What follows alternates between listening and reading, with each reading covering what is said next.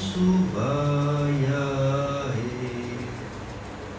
कारसी पत की गुरु की पारदी में, जिन्हें कुल संसार बनाया है। रंगे रंगे सज के बंदियानु, पीछे अपना पलुकाया है।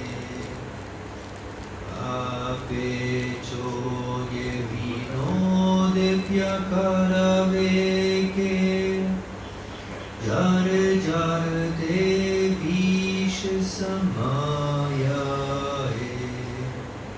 अजाय कृपाल दाहु कमले के, तेरे ज्ञान सच कंदे वाल लाया है। कारसी पत की गुरु की पालनी में, जिन्हें कुल संसार बनाया है। रंगे रंगे न सज के पीछे अपना पलुकाया है।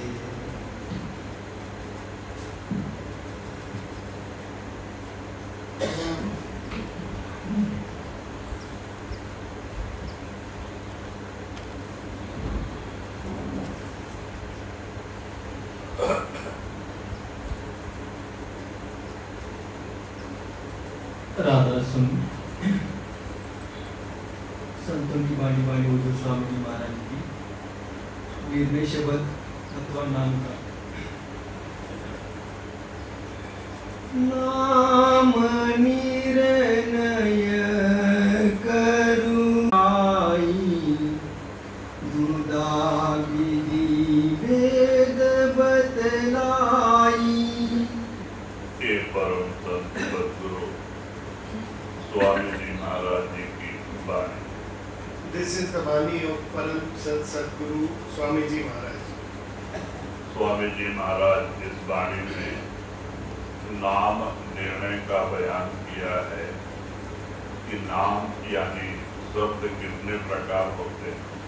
In this Vani, Swami Ji Maharaj has explained about the different types of naam. क्योंकि दुनिया में 7 कोटि मंत्र हैं जो देवी देवताओं के हैं, 7 करोड़ मंत्र कहते वो इन अक्षरों के अंदर ही आते हैं। तो आगे स्वामी जी महाराज बताएंगे कि ये जो अक्षर और ये नाम कितने प्रकार के हैं और उनका उच्चार कैसे कैसे होता है। So in this Vani, Swami Ji Maharaj will explain about naam. Naam, or there are nearly 700 million mantras that are uttered, that are spoken, and Swami Ji Maharaj will be explaining the difference between the naam, the various types of naams. नाम निर्णय करुणाई, दुदा विधि भेद बतलाई। वर्ण गुणात्मक गाऊं, लोगों का भेद दर्शाऊं।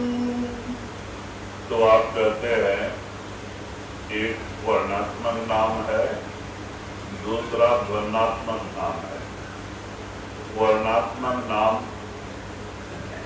जो जबान से बोला जाता है, लिखने और पढ़ने में आता है, ग्रंथों में होता है, उसे वर्णात्मक नाम कहते हैं।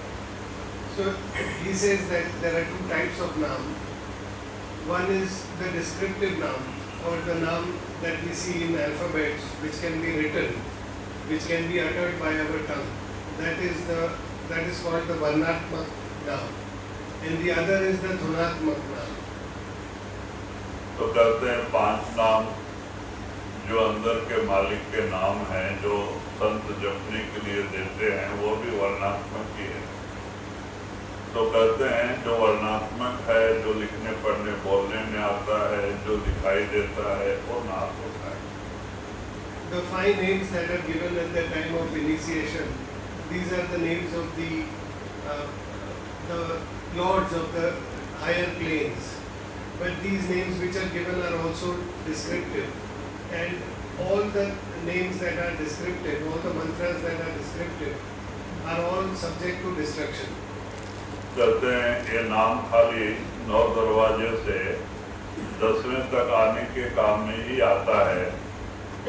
जब जबान बंद हो जाती है, बुद्धि लय हो जाती है, तब हम नाम का जाप कैसे करेंगे? So this naam, these 5 names that are given for repetition for our Simran, those help us in withdrawing from the 9 doors, 9 outward doors of the body, and coming to the 10th door. When the attention is focused at the 10th door, our tongue stops and our intellect ceases. So when the intellect ceases and the tongue no longer functions, then it is not possible to, then these descriptive naam is of no use after that. इसीलिए संत जो 5 नाम देख के हमें ध्यान में बिठाते हैं, तो हमारे दोनों आंखों के बीच में आत्मा भी है, शब्द भी है, और वो शब्द और आत्मा का कनेक्शन नहीं। तो गुरु नामदान के दिन अंदर जाके नाम शब्द से हमारी आत्मा को जोड़ता है, वही सच्चा नामदान होता है। At the 10th door, there the soul resides, and also the holy sound current which is resonating at the eye center, that is also at the 10th door. At the time of initiation, the master connects that sound current to the soul, and that is the true initiation. तो जब ये जबान बंद होता है, तो गुरु ऊपर जो शब्द से जोड़ के रखते हैं, वो शब्द सुनाई देने लगता है, और वो शब्द ही हमें ऊपर लेके जाता है। So when this descriptive naam ceases, when we come to the 10th door, then the radiant form of the master connects us to the sound current, and then we can hear the sound current. That is the shabd we hear at the 10th door. तो इसीलिए कहते हैं, स्वामी जी महाराज ने भी इशारा दिया है, 52 अक्षर लोकत्रय सब कुछ इनकी माही, ये अक्षर रह जाएंगे वो अक्षर इनमें नहीं। स्वामी जी महाराज कहते 52 अक्षर से 4 वेद, 6 शास्त्र, 18 पुराण की रचना हुई है, और यही 52 अक्षर में सप्तकोटि मंत्र तैयार हुआ है। ये सब अक्षरों में आते हैं, लेकिन जो संत नाम देते हैं वो इन अक्षरों में नहीं। Swami Ji Maharaj has said that the 52 alphabets, they comprise all the mantras and all the Puranas, all the holy scriptures, and all the religious texts. Everything is contained within those 52 alphabets.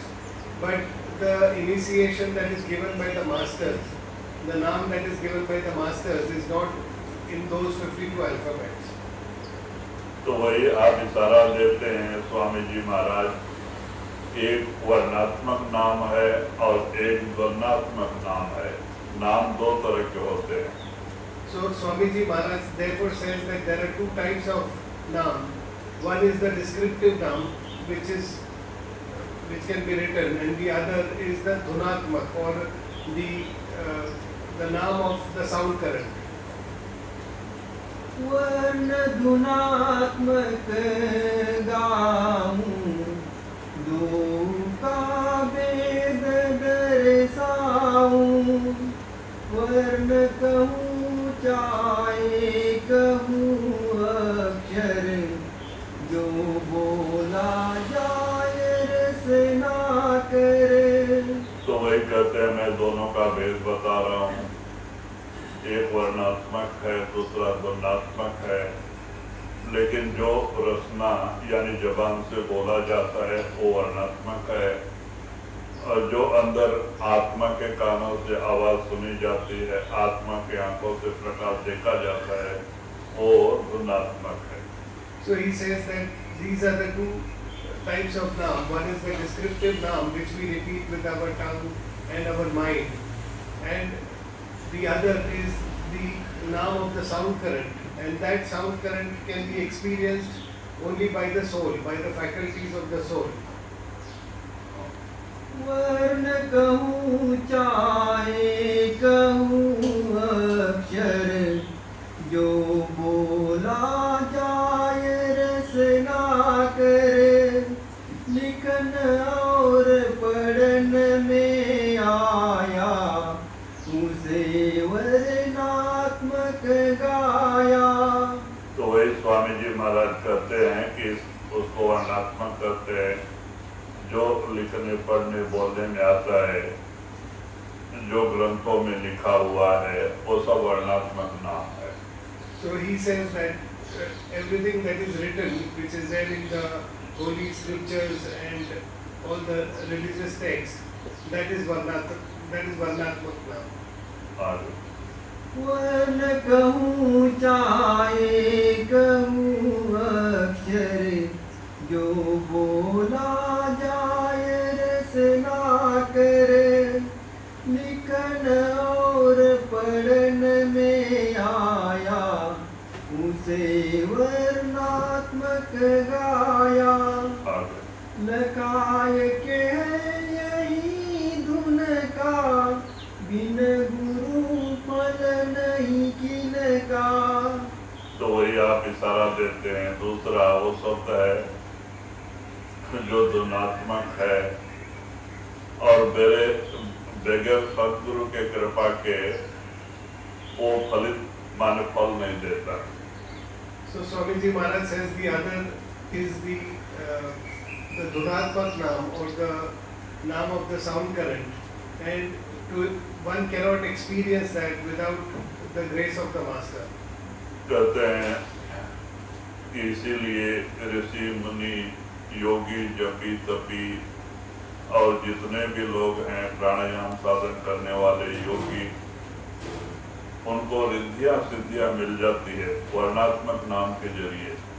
वो 3-3, 4-4 हजार जाप करके अपान वायु को यहाँ से उठा करके चिदाकाश में लय कर देते हैं, जिससे अंदर प्रकाश होता है, चिदाकाश का प्रकाश होता है, और वहाँ उनको रिद्धियां सिद्धियां मिल जाती हैं। All the sages, all the various rishis, munis, all of them have been able to do their penances and go within with the help of the varnatmak naam, but they are also bereft of the sound current. These people, by the help of the varnatmak naam, they have a lot of mystical powers. If someone does about 3,000 or 4,000 repetitions of the varnatmak naam, he is able to focus his attention and focus the apan vayu, which is at the level of the navel, and concentrate and pick it in the chidakash, which is near the at the eye center, and there they can also experience light to some extent, and they can unfold mystical powers, but they are still they do not have the sound current. तो इसलिए रिद्धियां सिद्धियां आ जाती हैं, सब कुछ रहता है, मान बढ़ाई मिलती है, लेकिन उनके अंदर मन उनका बस में नहीं होता है और उनके अंदर शांति नहीं रहती है, और इसीलिए जगह जगह एक दूसरे को श्राप और आशीर्वाद देते घूमते।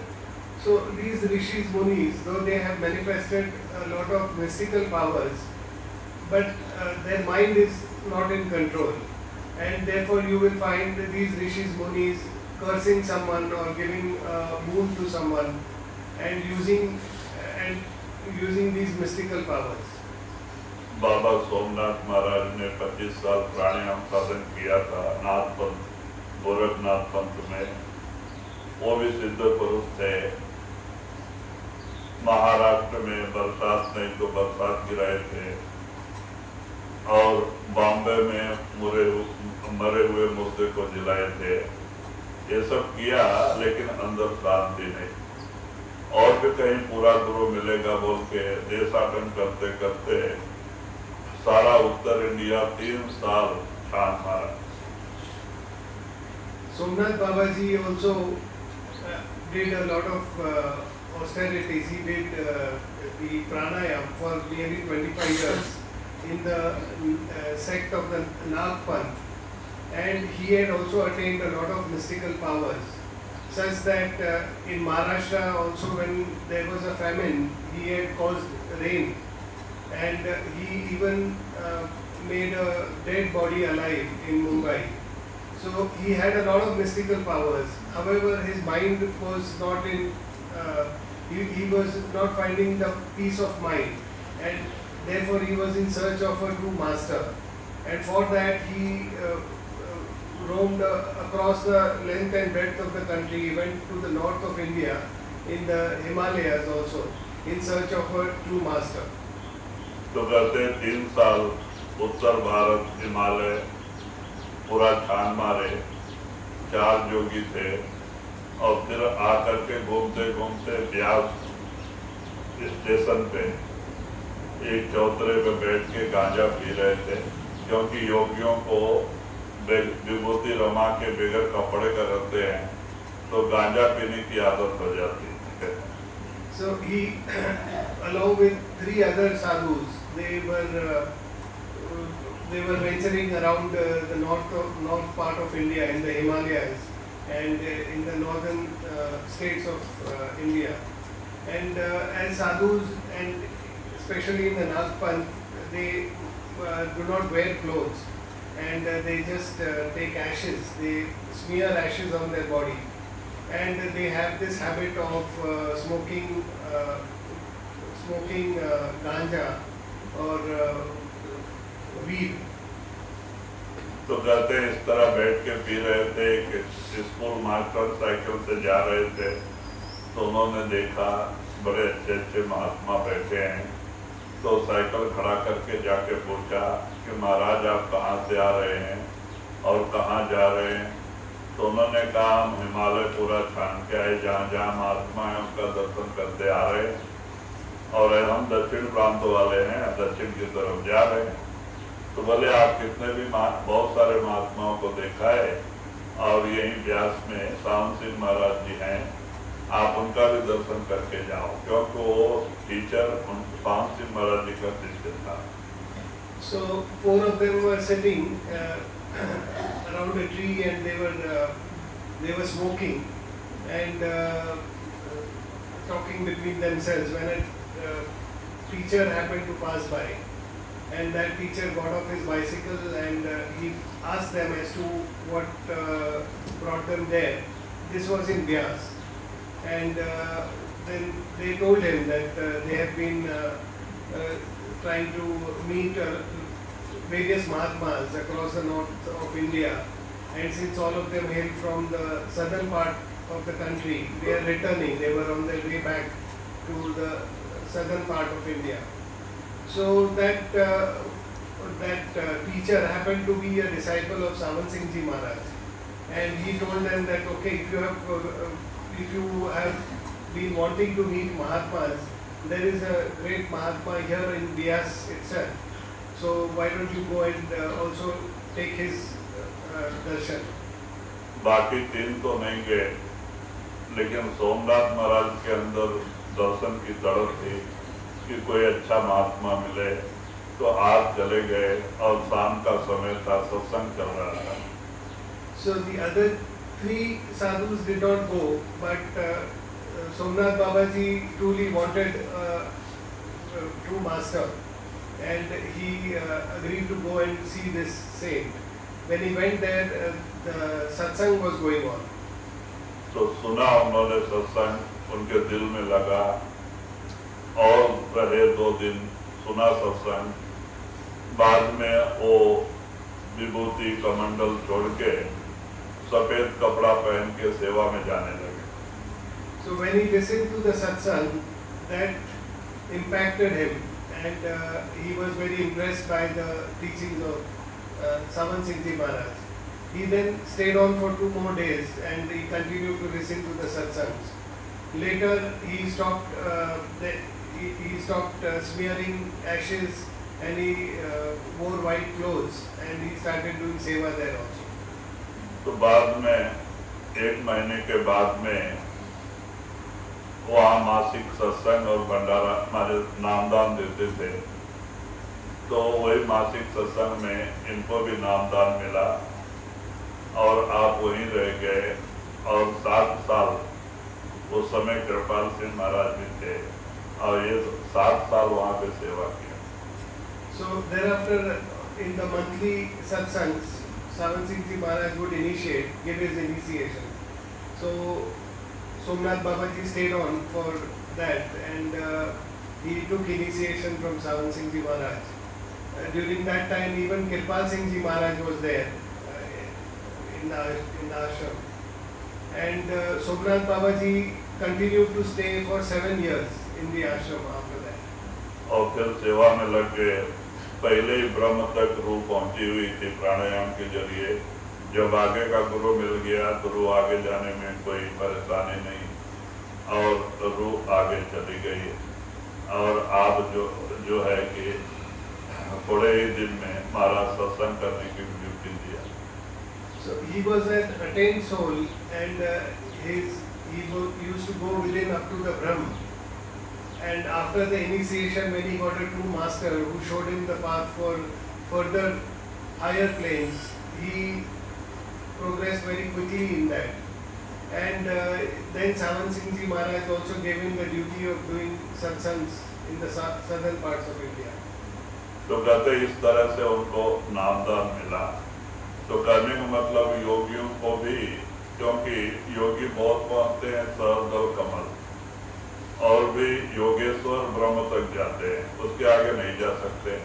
मन भी ब्रह्म से ही आया है और इसीलिए मन उनके बस में नहीं होता है, मन उनको सताता है और इसीलिए उनके अंदर शांति नहीं होती। So that is how he got initiated and got a true master. So the point of telling you is that these rishis and munis who have mystical powers and who do various practices of various austerities and pranayams, etc., they mostly reach up to the Sahasral, the 1000-petaled lotus, and if some very few among them then further go up to the Brahm as a Yogeshwar, but beyond that they cannot progress with their powers, with their austerities or with their practices, because the mind is also from Brahm and they are not able to overcome the mind, and therefore their progress is limited up to the Brahma only. इसीलिए जब तक कामिल मूर्तित बुरा गुरु नहीं मिल जाते तब तक वो शब्द, जिस शब्द की संत महिमा करते हैं, वो हमारे अंदर प्रकट नहीं होता। So therefore till we get a true master, who initiates us and gets us connected within, we will not be able to do that progress. मिले गुरु नाम धुन बेदी, सूरत धुन धुनी संग बेदी, एकता नाम और नामी, करावे जो मिले स्वामी। तो वही कहते हैं जब कामिल मूर्तित मिल जाते हैं तो हमारे शुद्ध शब्द में जाके समाती है। वो शब्द जो सतलोक सत्संग से आके 10वें दरवाजे में जुड़ा है, संत डायरेक्ट उसी से जोड़ते हैं और वो हमें मंडल बाई मंडल ऊपर लेके जाते हैं। So he says that only with a true living master we get the connection to the sound current, and that sound current is resonating at the eye center, and it comes from God Almighty and connects us back to God Almighty. So a true master gets us connected with this sound current. बाकी जो शब्द हैं वो दूसरे मार्ग से जाने वाले लोगों को भी सुनाई देता है, योगियों को भी सुनाई देता है, लेकिन वो शब्द अलग है, अनर्थ शब्द, और ये संतों का जो सार शब्द है वो अलग है. That way, when the rishis, munis, they practice and go within, they can also listen to the sound current. But that is the anahad sound current, and the sound current that the masters get us connected to is the sar shabd, or the sound current which is coming from God Almighty. वही आप कबीर साहब ने इशारा दिया है, जाप मरे अजपा मरे अनहद भी मर जाए, सार शब्द चीने बिना फिर भटका खाए. कहते जब तक वो सार शब्द मार्गी गुरु नहीं मिलता, फिर आना जाना खत्म नहीं होता. So even Kabir Sahib has said that the jap, our repetition comes to an end, and even the anahad comes to an end. The sound current, the anahad which is up to Brahma, also comes to an end. So only when we are connected to the sar shabd that we get salvation from this ocean of life and death. क्योंकि संत हमेशा नामदान के दिन पार ब्रह्म के काल के compound के पार ब्रह्म के शब्द से जोड़ते हैं, उसी को सार शब्द कहते हैं. So the masters connect us to sar shabd, which is resonating above the Brahma, and they get us connected to that sar shabd, which is not subject to destruction. नाम वर्णात्मक गाया, नामी दूनात्मक पाया, वरण से सुरत मन माजो, बहुरी चढ़ गगन धुन साधो.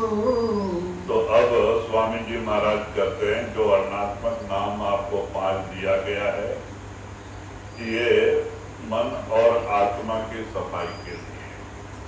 अब हमारा मन मलिन हो चुका है, और ऐसा मलिन मन डायरेक्ट शब्द.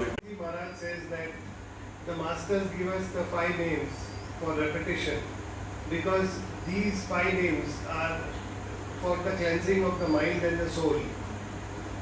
There is a lot of burden of karmas which is being built on the mind and the soul, which needs to be cleansed by these 5 holy names, and these are to be repeated.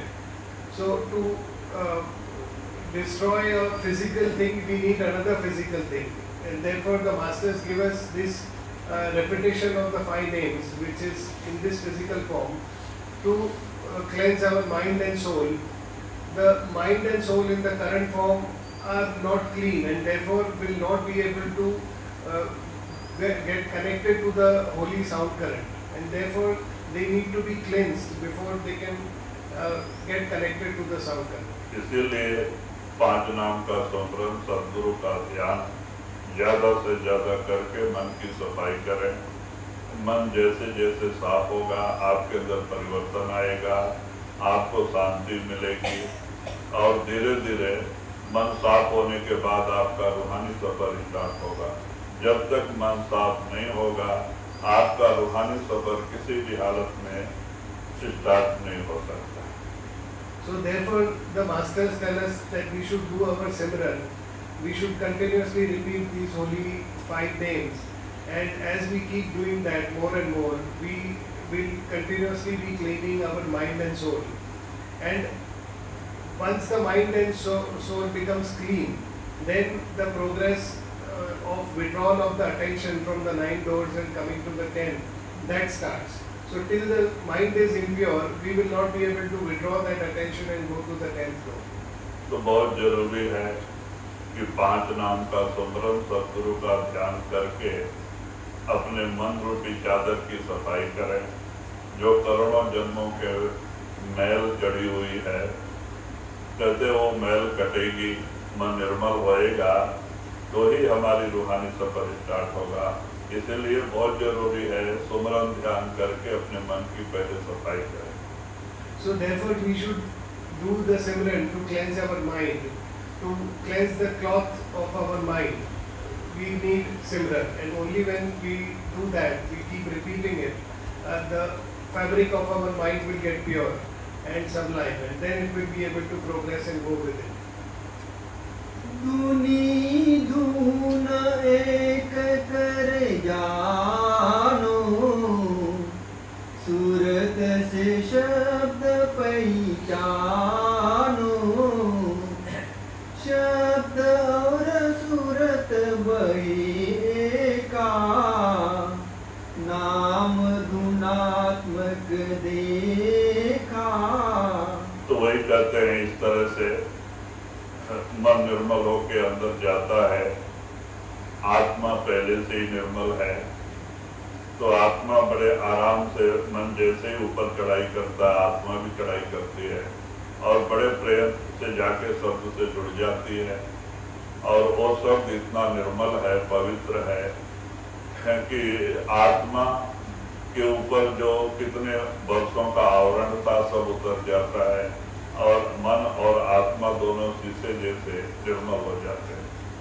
When the mind becomes pure, it starts withdrawing, and the attention of the soul starts withdrawing to the 10th door. The soul is a pure form. It is the mind that is collected all the filth. So with the Simran, when the mind becomes pure, it starts withdrawing, and once it comes to the level of the soul is anyways ready to go within. And then both the mind and the soul go within and get connected to the sound current with the grace of the Master. Once they get connected to the sound current, the covering of the soul, which is been there for eons, that is washed away in an instant. And both the mind and the soul become very pure like glass.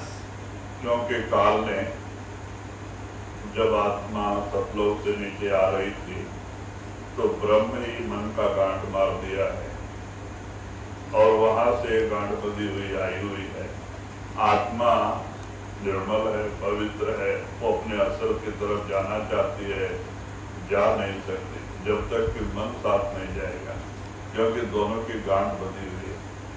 When the soul has descended into this world of Kal, Kal has tied the soul with the mind, and there is a knot which is tied between the mind and the soul, which cannot be released. And for the mind, the soul is perennially in the want of going back to God Almighty from where it has come, but it is unable to go back because it is tied to the mind, and the mind is pulling it down. So till we purify the mind and take it up and open that knot, the soul will not be able to go back to God. ये गांठ जो है ब्रह्म में बंधी हुई है, फिर ब्रह्म तक दोनों साथ जाके वहीं छूटेगी, उसके आगे आत्मा उससे आजाद होगी। So this knot is tied at the Brahma, the level of Brahma. So till the Brahma, the mind and the soul will have to ascend together, and only when that knot is untied at the Brahma, after that the soul is free and it will go upwards to God Almighty. ब्रह्म के आगे मन नहीं जा सकता, मन ब्रह्म का अंश है और आत्मा उसके बंधन से आजाद हो जाती है और गुरु के साथ अकेली ऊपर जाती है और पार रूम में जाके स्नान करके निर्मल हो जाती है। The mind is the essence of Brahma, and therefore the mind cannot transcend beyond Brahma. Once the soul gets free from the mind at Brahma, then it is free to go further with its go further up. और पार ब्रह्म में मानसरोवर स्नान करके निर्मल हो जाती है और आत्मा के अपने अंदर का जो प्रकाश वो बाहर आने लगता है, आत्मा का ही प्रकाश 12 सूर्य का बाहर आने लगता है और आत्मा बड़े खुशी से नाच उठती है। So after it crosses the Brahma, the mass, it goes and takes a dip in the holy Mansarovar, and when it takes a dip in the Mansarovar, the light that is emanating, the luminance that is emanating from the soul, that itself is in the Parbrahm, that itself is equivalent of 12 suns. So when it goes in the Parbrahm, it takes the dip in the holy Mansarovar, and this luminance radiates out from the soul itself. आत्मा शब्द और प्रकाश रूप है, गुरु भी शब्द और प्रकाश रूप है, दोनों का एक ही रूप आ जाता है। गुरु में 16 सूर्य का प्रकाश होता है, शिष्य में 12 सूर्य का। So there the soul comes in its true form of light and sound, and it has the radiance of 12 suns. The master is also in the form of light and sound there, or only that the master radiates more than radiates about 16 suns, the luminance of 16 suns. क्योंकि आगे मानसरोवर में अपना महाशून्य में गुरु दूसरे रास्ते से जाते हैं, इसका 12 सूर्य का प्रकाश भी दीवा के बराबर होता है अंधेरा, तो गुरु अपने प्रकाश में लेके जाते हैं। So after the Parbrahm, the soul ascends through the Mahasun. The darkness of the Mahasun is so much that despite the soul having the luminance of 12 suns, it is less than a small lamp, and there it needs the light of the master to progress further. तो वही आप इशारा देते हैं कि बगैर गुरु के कृपा से जो ऊपर का सार शब्द है वो प्रकट नहीं होता है, अनल शब्द प्रकट हो जाता है जिसमें मुक्ति नहीं। So Swamiji Maharaj says that with the grace of the master, he connects us to the Sar Shabd, and that Sar Shabd is what gives us salvation. गुरु बिना और बिना करनी मिले कस कहो यह रहनी, चाह अनुराग जिस होई बाग बड़ गुरुमुखी सोई। तो वही स्वामी जी महाराज कहते हैं कि कामिल मुर्शिद भी मिले और शिष्य के अंदर लगन होवे कि ये जन्म में हमें अपने घर पहुंचना है और वो कमाई से लग जाए, ऐसा गुरु ऐसा शिष्य मिले विरही, तब जाके कामयाबी हासिल होती है। So he says that when there is a true master and he initiates a disciple, and that disciple also has the commitment and the dedication to get salvation and work towards salvation in this life itself, then there will be success for that disciple. नहीं तो गुरु पूरा मिल गए, वो चाहते हैं भजन करके अंदर आवे और शिष्य को इच्छा नहीं, वो बाहरी सामानों के पीछे इतना अमूल समय बर्बाद कर रहे हैं, तो फिर ऐसे गुरु ऐसे शिष्य से कामयाबी हासिल नहीं हो। So on the other hand, where the master, there is a true master and he has initiated the disciple, but the disciple does not or does not have the devotion or the commitment to go within, and instead he is outwardly focused and running around outwardly, then such a disciple will also not be able to go within despite having a true master. गुरु पूरा होवे, शिष्य भी पूरा होवे, इसी जन्म में गुरु को अपने अंदर प्रकट करना चाहे और गुरु के हुक्म के अनुसार रोज 4-4 घंटे की बैठक बनावे तो जरूर कामयाबी मिलती है। So therefore he says that there is need for a true master and there is also need for a dedicated disciple. So when this dedicated disciple really resolves to manifest the radiant form of the master in this life itself, then he will be definitely successful, where he sits for about 4 hours of meditation every day and decides that he has to manifest the radiant form of the master within. महाराज उदाहरण देते थे भाई बाला का, एक बार गुरु गोविंद सिंह के सेवा में एक किसान भोला भाला सीधा साधा, उसको ख्याल आया कि हम भी कुछ दिन जाके गुरु जी का सेवा करें, और वो भी महाराज जी की सेवा में हाजिर हुआ। Sanji used to often talk about this story of Bhai Bala.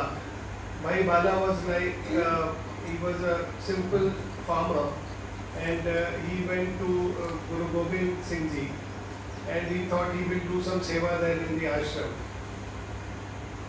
तो बाद में आकर के महाराज के सामने हाथ जोड़ के खड़ा होके प्रार्थना करता है कि महाराज, मैं किसान हूँ, खेती करता हूँ, जानवरों का पालन कर लेता हूँ, मेरे पास बुद्धि ज्ञान नहीं, मैं अनपढ़ हूँ, मेरे दिमाग की तरफ, मेरे शरीर की तरफ देख के मुझे कोई ऐसा सेवा दे दो।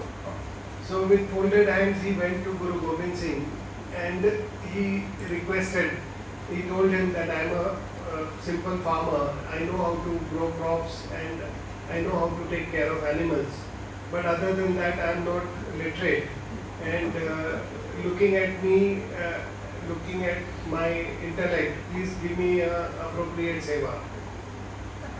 तो गुरुदेव महाराज उनकी तरफ से देख के बड़े खुश हो गए कि इतना बोला बाला है जो है वो सच बता रहा है। तो उन्होंने जो घोड़ा पे बैठ के बाहर जाते थे वो घोड़े का सेवा दिया। So Guru Gobind Singh Ji was very happy to meet Bhai Bala, and he said that indeed he is a very simple and straightforward person. So he put him on the seva of his stallion, which he used to use for going out. So he told him to take care of that horse. तो बाद में वो पहले से ही किसान मेहनती आदमी, उसको रोज स्नान कराना, ब्रश मारना, अच्छा तरह से हरा हरा घास काट के 2-4 बंडल रोज ला के डालना, दाना डालना, अच्छा खिलाता पिलाता था, कहीं जाता नहीं था, सेवा करता था। उसका सेवा भाव देख के वो घोड़ा 2 महीने में तंदुरुस्त हो गया। तो देख के गुरु गोविंद सिंह बड़े खुश हुए कि बड़ा अच्छा आदमी है और लगन से सेवा कर रहा है, तो ऐसे लोगों को कुछ अच्छा का ज्ञान हो जाए तो अच्छा है। So accordingly then Bhai Bala started doing his seva very religiously, and with all his commitment. He would bathe that horse, he would brush the horse regularly, and he would go and cut fresh grass and give him fresh grass and other things to eat. So in a very short while, in about 1 or 2 months, the horse also became quite healthy, and Guru Gobind Singh was very impressed with the seva of Bala, but he felt that Bala should also have some knowledge of he should have some literacy, some knowledge of the words. तो रोज 5-5 तुक माने 5-5 अक्षर बताते थे कि इसको तो याद करना दिन भर में, फिर कल मैं दूसरा अक्षर बता दूंगा आगे का। So he told Bhai Bala that you should start learning, and I will give you 5 words every day, and you should learn those 5 words properly in the day and come to me for the next 5 words which I will give you the following day. तो इस तरह से कुछ दिन चला। अब एक दिन गुरु गोविंद सिंह को लड़ाई पे जाना था, मुगलों में और सिखों में लड़ाई जोर हो गई और 15 दिन के लिए जाना था। तो बाला को जो है कि वो आए कपड़ा पहन के, और बाला कहीं बाहर गया था घास काटने के लिए, और उसको मालूम हुआ कि गुरुजी बाहर जा रहे हैं, 15 दिन के लिए जा रहे हैं। तब वहाँ से भागा आया और महाराज आके घोड़ा सजा रहे थे, अभी बैठने वाले हैं, तो आके हाथ जोड़ के कहता है, महाराज आप तो 15 दिन नहीं रहेंगे, तो हमें तो कुछ दुख तो बता के जाओ। तो महाराज हंसे, ओ वाह भाई बाला, न पछाने वक्त न पछाने बेला। उन्होंने कहा वाह भाई बाला, तेरे को समय और इसका भी पता नहीं चलता कि समय कैसा, मैं लड़ाई में जा रहा हूँ तो दुख मांग रहा है, और बोल के चले गए।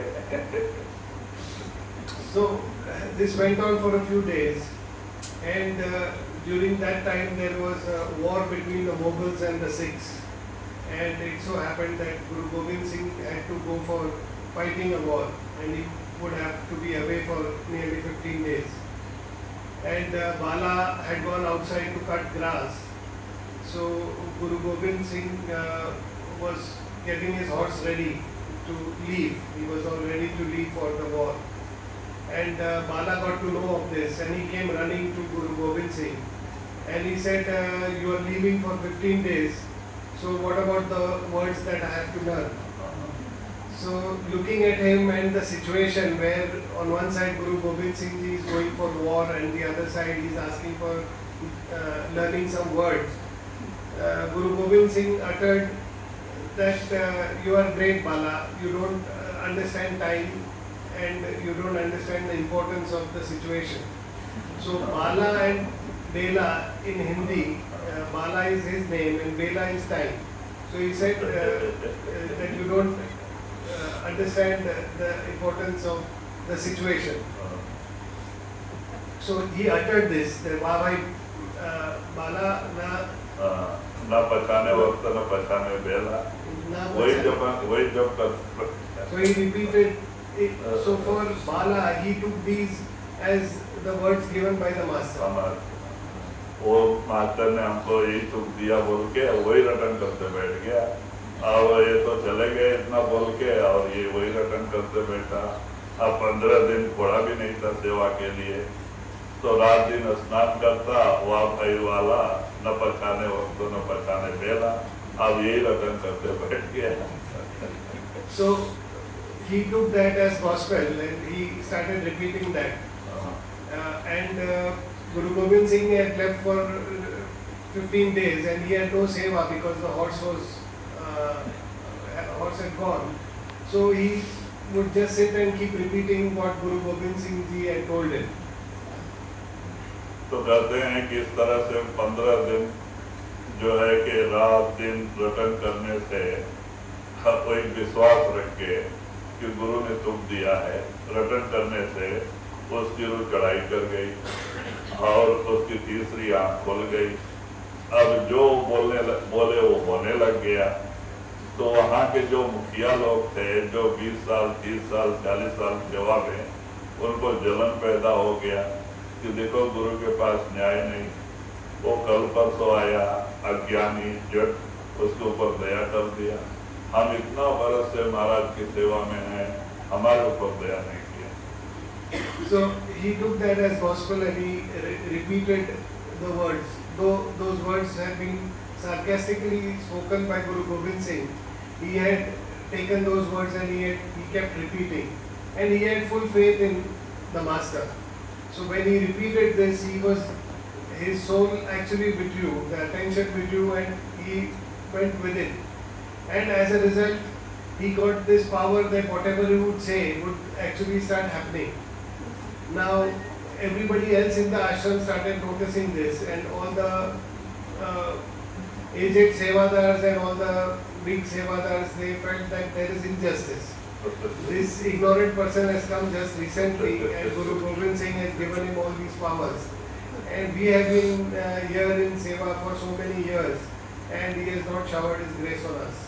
तो सब लोगों ने मीटिंग किया, आने दो महाराज को, हम सब पूछेंगे ये कैसा न्याय है महाराज के दरबार में। उसके ऊपर दया कर दिया, हम लोग के ऊपर इतना बरस से हम साथ में रहते हैं, सेवा करते, हमारे ऊपर दया ही नहीं किया, आने दो पूछें। मीटिंग करके लोग बैठे थे। So all these other sevadars, they gathered in a meeting and they felt that when Guru Gobind Singh Ji returns, they will question him as to how this injustice can happen when such grace is being showered on this illiterate person. And all of them are just left like that, though they have done seva for so many years. They felt that when Guru Gobind Singh Ji returns, they will question him. जब महाराज 20 दिन के बाद आए लौट के, तो दूसरे दिन ये लोगों ने सब सामने मीटिंग रखा। महाराज बैठे, भाई क्या बात है, ऐसी ऐसी बात है, हम इतना आपके दादा के टाइम से 40 साल से 30 साल से और उतना टाइम से हमारे लोग और हम यहाँ सेवा कर रहे हैं, आप हम लोगों के ऊपर दया नहीं किया। कल परसों आया वो जट जिसको कोई दिमाग के नहीं, आपने उसके ऊपर दया कर दिया, वो जो बोलता है हो जाता है। So when Guru Gobind Singh Ji returned after about 20 days, all these Sevadars, they took a meeting with him, they met him, and he questioned Guru Gobind Singh Ji, asked them as to what was the reason for such a gathering, and they told him that we have been in service from your grandfather's time for 30 years, 40 years, and we have been doing so much seva, and we have been in the ashram. But this illiterate person who has no brains, he has come and you have given showered grace on him, and we are left dry like this. तो बाद में महाराज समझ गए, बोले इतना बरस ये लोग सत्संग सुन रहे हैं, जब इनको कोई ज्ञान ही नहीं है तो आज मैं बताऊंगा ये क्या सुनेंगे, इनको इस तरह समझाने से फायदा नहीं। बोले अच्छा भाई आप लोग कल आओ, आज मैं थक गया हूँ, कल आओ मैं आपके प्रश्न का जवाब दूंगा। So Guru Gobind Singh Ji thought that these people have been listening to Satsang for such a long time, and that doesn't seem to have impacted. So there is no point me again giving explanation for all this. Instead I will show them. So he told them that I'm too tired, I cannot answer your question today. Why don't we meet tomorrow and I will give you the answer. तो गुरु साहब ने क्या किया, रात को सौंफ मंगाया, भांग मंगाया, जैसे उत्तर इंडिया में दीपावली में दरवाजे दरवाजे पे बड़े बड़े मटका में भांग बोल के रख देते हैं, वो पीने से थोड़ा नशा होता है, भूख लगती है। दरवाजे दरवाजे पे यूपी में भी रखा रहता है। तो बाद में महाराज ने भांग भिगा के रखा और बादाम और उसके साथ साथ सौंफ जो कुछ डालना है, काली मिर्च सब भिगा के रखा और सवेरे वो लोग को ही पीसने को दिया, खूब पीसो। तो बड़ा एक पत्थर के ऊपर खूब रगड़ा उन्होंने, बारीक करो इसको, क्योंकि भांग को जितना भी पीसे उतना नशा ज्यादा आता है। So that night Guru Gobind Singh Ji asked for these leaves of bhang. Bhang is an intoxicant. It is there is a festival in India where people, especially in northern parts of India, they give this bhang, and that is quite a strong intoxicant, and that is mixed with milk, and it is mixed with so many other spices, and it is quite a tasty drink which is given, and everyone keeps it at their door. So people just drink loads of bhang and they get intoxicated in that festival. So Guru Gobind Singh Ji called for that bhang to be brought, and then the next day when all the Sevadars came, he told them that okay, now you grind these leaves. Now the intoxicant part of the leaves is that the more you grind, the more intoxicating it becomes. So he told all these Sevadars that you grind it well and make good bhang out of it. तो बाद में सब बनाया, बड़ा अंडा भर के बनाया, उसमें दूध डाल के गुड़ और दूध मिला के बनाया, और फिर बाद में दोनों के एक एक बड़ा बड़ा लोटा भर के सबको दिया, 40 लोग को। बोला देखो इसको मुंह में डालो, मुंह में घुमाओ, लेकिन गले में नहीं उतारना, फूंक देना, और ऐसा ही करो पूरा। तो लोग मुंह में डाले और फूंक दे हुए, मुंह में डाले और फूंक दे हुए, पूरा अंडा खाली हो गया। तो महाराज पूछते हैं क्यों, कुछ नशा वशा आया क्या? तो कहते अरे महाराज गले के नीचे उतरा नहीं तो नशा कहाँ से आए? So next day, all these Sevadars were made to do that seva of grinding the leaves and making bhang. So a nice huge cauldron of bhang was prepared with all milk, jaggery and spices and all those that bhang added to it. And he called all these 30-40 sevadars and he told them that okay, now each one take a large portion. So each one was given a large vessel and bhang was poured into that for everybody. He said, okay, now all of you take that, gargle it and throw it out. So likewise, nothing, not a drop should go inside. So everyone did that, and that way the whole cauldron got empty, and everybody took it, gargled it, and threw it out, spat it out. So after that was done, the master asked them, okay, now have you got that intoxication with the bhang? So immediately they replied that if it has not gone in, how can we get intoxicated? तो महाराज हंस के कहते हैं ऐसा ही हालत है। आप लोग 40 साल से 50 साल से सत्संग में पड़े हैं, वो सब बाहर ही है, लेकिन अंदर गया ही नहीं तो नशा कहाँ से आएगा। अब उसको मैंने नाम भी नहीं दिया बेचारे को। वाह भाई बेला, न पहचाने वक्त न पहचाने बेला, ये बात कह के मैं चला गया। और वही दुख समझ के वो सारा रात दिन जब से बैठा है, वो उसको महाराज का दुख समझ के उसने जपा, तो उसको फायदा हो गया। उसके अंदर विश्वास है, प्रेम है। तुम्हारे अंदर विश्वास भी नहीं है, प्रेम भी नहीं है, और वो सत्संग का वहाँ के गले के नीचे उतरा ही नहीं है, तो तुम्हारे अंदर परिवर्तन कैसे आएगा? So he told them that, look, this is exactly what is happening. You are listening to satsangs, but you are not imbibing what is being said in that. You are not internalizing that satsangs. Every day you listen, outwardly you gargle the satsang and you spit it out. You don't take it in. And that poor fellow, so you take it for 1 year, leave it in the other year. And that is how we have spent 30-40 years listening to satsangs. But then none of you have got the intoxication of that satsang. And this poor fellow, though he is illiterate and he is a simpleton, though I sarcastically told him that you don't understand that va bhai bela, na pachane vakt, na pachane bela. I said it sarcastically, but he took it as a gospel because he has faith that I am giving him words for him to memorize. And he did that very with full devotion, with full faith and with a lot of love. And though it was a sarcasm, he internalized it.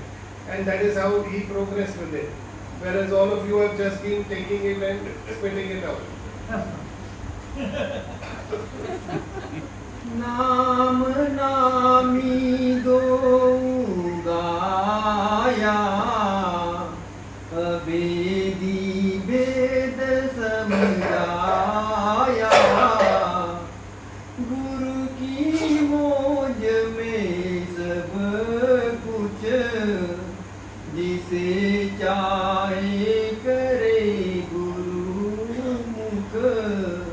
तो वही कहते हैं कि नाम और नामी के विषय में जो कुछ बताना था मैंने सब बता दिया। अब ये सब जो है गुरु के हाथ में है। गुरु की मौज में सब कुछ, जिसे चाहे कते गुरुमुख, कहते हैं ये सब गुरु के हाथ में है। वो किसको ऊपर क्या दया करना है, किसके ऊपर ये करना है, ये उनको ही पता है। तो कहते ये गुरु की मौज में है, वो किसी के ऊपर भी अपना दया मेहर करके उसको उस लायक बना सकते हैं। ये संतों के हाथ में है। So Swamiji Maharaj says that I have explained about the Naam and about the Nami of the disciple. But finally it is the will of the Master. It is only the grace and the will of the Master. If he wills, if he decides to grace anybody, he can make that person a guru. It is entirely the grace and the will of the Master.